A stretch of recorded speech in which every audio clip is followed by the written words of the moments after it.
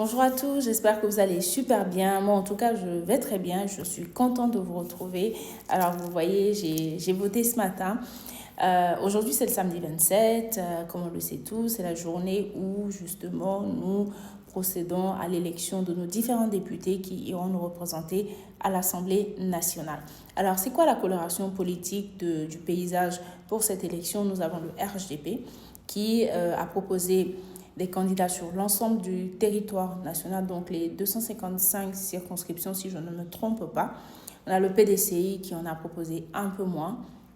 On a l'ADCI qui, justement, de Timoko Assalé, qui fait son entrée sur la scène avec différentes candidatures, mais également aussi, on a des indépendants. Et ce qu'il faut savoir au niveau des indépendants, il y en a deux sortes, si je peux me le permettre. Il y a ceux qui sont issus de différents partis, à savoir le RHDP, donc certains qui ont été mécontents de la non-rétention de leur candidature, mais également aussi ceux qui justement ont décidé de ne pas respecter le mot d'ordre donné au niveau du PPACI, à savoir justement ne pas participer à ces élections législatives. Quels sont les gros challenges que nous avons? Alors, le premier au niveau du RHDP déjà, c'est d'avoir une bonne participation, donc un bon taux de participation, d'avoir une majorité largement confortable pour les 5 prochaines années afin que le gouvernement puisse avoir les mains libres, les coudées franches pour justement mettre en œuvre sa politique.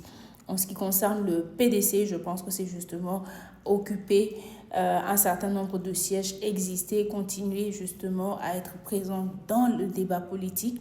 Et puis, en ce qui concerne les indépendants, il y a autant ceux qui veulent démontrer qu'il y a eu des torts en ce qui concerne les partis politiques de ne les avoir pas choisis, mais également aussi on a ceux qui justement commencent à dire nos voix comptent, qui sont affiliés à aucun parti politique, qui sont vraiment des indépendants et qui justement font leur chemin et qui veulent justement impulser de nouveaux paradigmes et de nouveaux choix.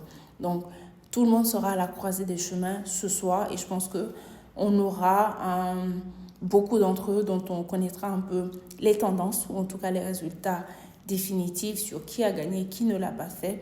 Mais le challenge aujourd'hui à l'Assemblée nationale sera quel est le parti qui sera le plus représentatif. Et comme je le disais dans une tribune que j'ai signée sur l'un de mes comptes, le RHDP par exemple est à l'épreuve de justement cette grande famille qui voudront former à l'Assemblée nationale. Accepteront-ils les indépendants s'ils sont élus issus de leur rang ou est-ce que ces derniers-là feront l'objet d'une sanction et n'intègrent